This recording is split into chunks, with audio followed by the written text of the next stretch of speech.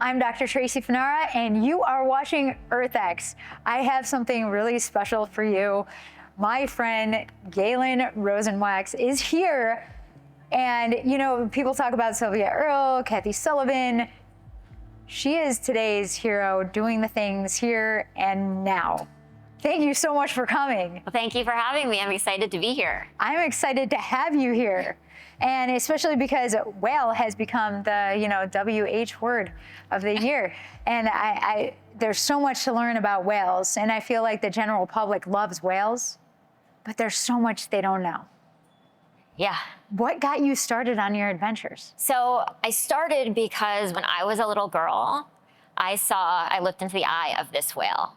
His name was Feisty, and he was a young sperm whale that stranded on a beach on Long Island. And he was very much alive. So being that the timing that was right and where he was, they dragged him into a nearby boat basin thinking they were just going to do a necropsy. But what happened was his name was Feisty, short for Physeter macrocephalus. And instead, they actually figured out he had pneumonia, gave him antibiotics, and set him free. So 9 days in captivity. And as you can see, thousands of people gathered to see him, and I was one of those people. My mom took my brother and me to see him, and looking into the eye of that whale really sparked my curiosity for the undersea world. And Feisty will never know what he inspired. That's incredible. And those scientists that saved that whale's life. Yeah, it's absolutely incredible. And he inspired so many people, not just me, and it really shows how one moment, one little thing can really spark curiosity, a passion. Whaling still, there was not the moratorium on whaling yet either. And here people get up close with a sperm whale. And really before that, it was only whalers who had, the hunters that were hunting them. So it's a pretty phenomenal experience for the tens of thousands of people that got to see him. And he really touched so many people's hearts. That's amazing. Okay, so I put you up there with all these famous scientists. Another one, Jane Goodall, that was communicating with apes. I know that you have whales that are your friends. I do. I'm so lucky, and I actually had the chance to talk to Jane about it, and we were, sort of sharing our joint love of being in the natural world with them and how we've gotten with wild animals and how incredible it is to share that curiosity. But yeah, so I've been really lucky that I've spent now, I can't even count how many days in the water with sperm whales, and now I've been able to reconnect with them and look into their eyes. And it's just so incredibly special because I looked into Feisty's eye when I was a kid. And then now to look back into them, there's a group of a residential population of sperm whales that lives in Dominica that I've gotten to know. And I know them individually, and it's incredible. And when I stare into their eyes and they click on me and they use their sonar and their echolocation to learn about me. So I'm this close to them and they're clicking on me. And I want to know what they're learning so badly, but most of the time I'm just clicking my shutter on my camera so that maybe I'm chatting with them or something, because we have these incredibly intimate moments that are just so incredibly special. And you just think about how big they are, but I never feel how big they are when I'm in the water with them. I just really feel like I'm sort of swimming along next to a friend. Especially as I've gotten to know them. And oftentimes they're with babies, it's babies and moms. So here there's a whale, her name is Soursop, and we know who they are by the shapes of their tail, but I can actually look into her eyes and know which whale it is. And then her daughter Ariel, who was about a year old, and all the families, they take care of each other together, the mothers, the aunts, the grandmothers. Much like elephants, they live in these incredible matriarchal units. That's incredible. The value that we put on human lives, because we can speak and we have these family units and everything like that.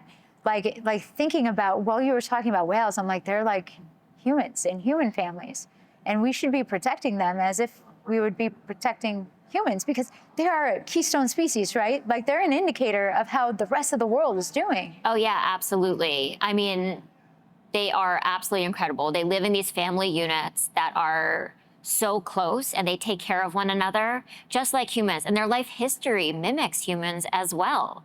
I mean, they nurse, they have these tender moments between individuals. An aunt will babysit for the babies while the mom goes and hunts below. I've had the opportunity to babysit. They teach each other. So in this photo, you can actually see the baby is copying her mother and grandmother. This is 3 generations of whales together in the water. Oh and my it's just, gosh. and they're playful, and we're just getting a glimpse of their life on the surface. So the babies can't dive as deep as the moms. So we get to see the babies a lot more frequently on the surface, but the moms and the grandmothers, it's absolutely incredible to see that. And the babies are curious, the moms are curious, and it's just phenomenal. And here's a baby that I actually got to babysit. So speaking of babysitting, there were some pilot whales in the area on one day that I've been in the water with them. And so the mom didn't have an older whale to leave her baby with, but she knew us because we had been in the water with them earlier. And so as she dove, the baby came and hung out with me for 45 minutes.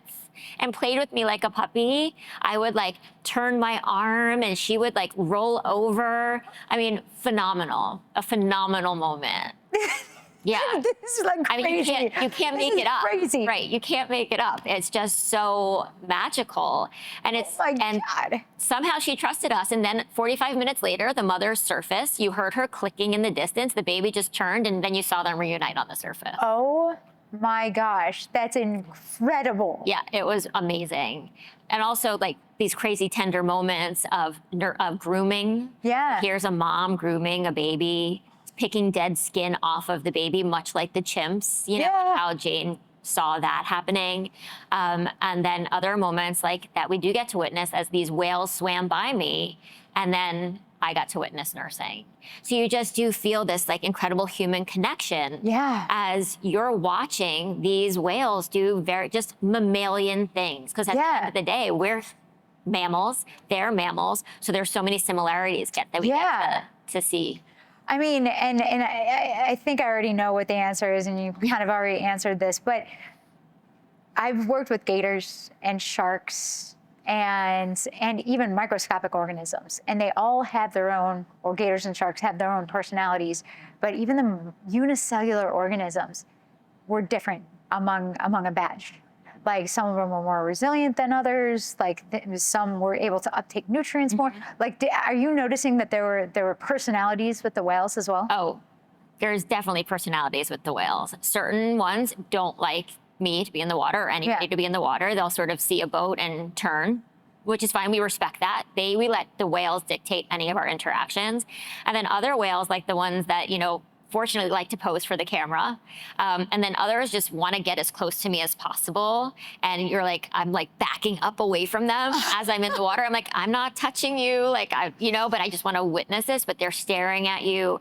I've had whales where they're like very playful too, where they'll like swim a little bit, stop so that I can like catch up to them, and then they'll swim more. And it's like, oh, that's adorable. And they're like looking at me. I've had them like, and sometimes they're looking at you and you just like feel this like piercing into your soul. You know, and you're just like, what are you learning? What do you know about the ocean? How is this possible? This is so crazy. Yeah. It's crazy because they do know so much more. And the crazy thing about whales is they're these huge animals, right? Yeah. And I understand the ocean is a very big place, but we are just now witnessing certain things about whales, like the birth. Yeah, I mean, just recently they released this incredible footage of these exact whales, of these whales in Dominica. Your friends? My friends. So I actually knew half of the whales, and I named one of them, the little whale Ariel, who was part of that family. It's a UA, and she was part of this birth, and it was amazing. So the whales that I know were part of that, and I have subsequently seen that baby whale in Dominica that was born in that incredible footage. I wasn't there for that birth. It would have been, I don't even know what I would have done. It was just, you know, I mean, I've witnessed so many incredible moments, but yeah, that's just phenomenal. That is And how they worked together was so amazing, right? Because, you know, obviously the mother was tired from giving birth. And so all of her family, all of her sisters and aunts and the grandmothers and the siblings and the cousins were all there to bolster this baby up to the surface until it was strong enough to swim. Really working together as a family, much like we do. I mean, even more so, right? Like, that's crazy. It's amazing. Yeah.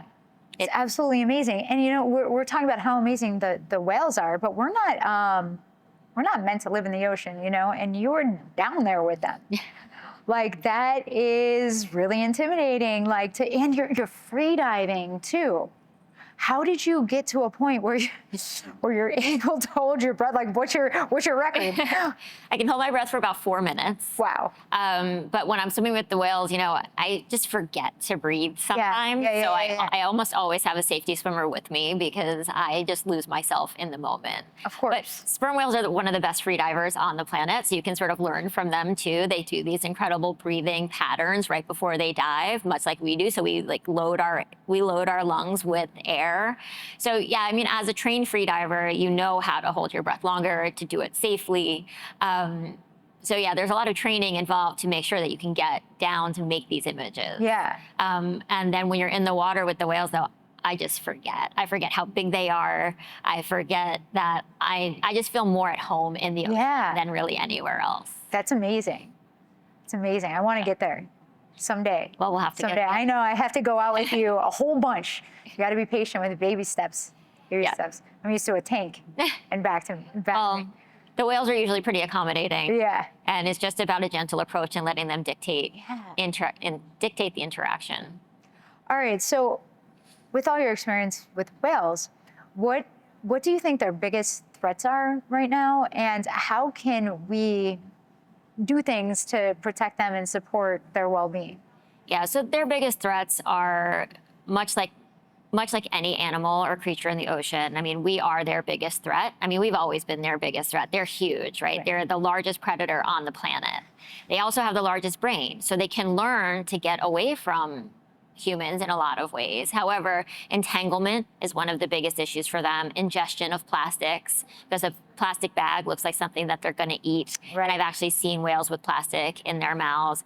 There's a lot of fishing gear that they get entangled in. So one whale that we've seen has a huge scar around the base of her tail, and it's because she actually was carrying fishing gear with her for years. And then finally, the whales most likely bit it off from her. Ship strikes are another issue. So there's a lot of, they get hit by the boats and then they pass away from the injury. Yeah. And, so at one point we were directly killing them with the whaling because obviously sperm whales were the most valuable species in whaling days, but now we still are their biggest threat. But what can we really do is we can change our fishing gear to be more whale friendly. We can slow down so that we give the whales a chance to get away. And I think also with sperm whales in particular, ocean noise is a problem because sometimes they won't be able to hear a boat coming or a big ship vessel coming. They also sleep vertically, bobbing up and down on the surface. So if they're asleep and a boat comes, it's not an ideal situation. So we have to really look out for them if we're in an area where there's a lot of sperm whales. Yeah. Is there, this might be crazy to think, but is there a way that we can, I'm sure you've tagged whales before, but in addition to that, any kind of satellite imagery or anything like that, that we can track the whales and alert boaters that are, or just alert any boat that's supposed to go through a certain path? Well, in the North Atlantic, in the Northeast, where we have the most endangered, the right whales, the North Atlantic right whales, we have, if you spot them, you report them to the to the New England Aquarium. Yeah. And then they put in vessel slowdown zones. Now, they're a voluntary slowdown zone right now, but at least they know they're in the area. So that's somebody who does care, and at the end of the day, we want everybody to care, but not everybody does. But the bigger vessels, like the shipping containers, they do slow down. Okay. And so that's really the key, and they do that with the right whales. And so I think that unfortunately, they're sort of a needle in a haystack, a lot of these whales. So it would be amazing if every vessel had, a spotter looking for whales so that they could avoid it. But unfortunately, that's not possible. And I don't know that we have a technology now for every species of whale to say, hey, get out of the way. So, but we do know that these whales learn from each other and learn over generations. Sperm whales learned how to avoid whaling ships back when they were under sail. They know to stay upwind from them. This incredible paper came out about that. So we know that they learn. But unfortunately, we just don't know that they're learning as fast as we're changing. Just like most ecosystems, we're taking out resilience, and otherwise they'd adapt. Yeah. I think, unfortunately, with behavior, it's also the same. There's no manual for them to read saying, hey, there's a scary boat coming that's now getting faster and faster exponentially. Yeah. Wow. There's like so many more questions I want to ask you. And what you were just saying, I found that to be true with even birds. Absolutely. We were trying to test birds for lead contamination, and the minute you put up a net and a couple birds get caught, there's no more birds coming to that net. It's amazing how animals communicate. With all the doom and gloom and species loss with the 6th mass extinction that we're going through right now, can you tell me some good news, some optimism, positive stuff? Yeah, well, there's definitely a lot of good news in the ocean, and I really like to tell positive stories. And there's across the board so many, but with whales, we stopped killing them, right? Whaling, there was a moratorium, and in 1986 it got passed, and then we've just seen a lot of the populations increasing, sperm whales included. And sperm whales were the one that was predominantly hunted during whaling, and now we're seeing them not classified as endangered anymore. They're classified as vulnerable. There's many more sperm whales in the ocean. So while there still are threats, we do know that they're coming back, and it's just so nice to see them and that they survived this, really trying to lead them to getting extinct. Yeah, but for sure. Yeah, and there's so many other positive stories. I really do think that we need to lean into telling those stories because otherwise it can get a little depressing, but there's so many hopeful stories in the ocean. Yeah, and I think it's important for people to understand that they can make a difference. And that's the thing, right? Everybody makes an impact because everybody is connected. It's a responsibility that you cannot avoid. So it's your choice whether you make a positive or negative one, and telling those ways that you can make a positive impact. So I think that collectively as a whole, as everybody has a stake in what they're doing and cares, then I think we really can make a difference. Well, that is an absolutely perfect place to end on a high note. Thank you so much for being here. I can talk to you forever. Absolutely. Thank you for having me. Yeah, that was so awesome. Fun. That was awesome. That was a good one.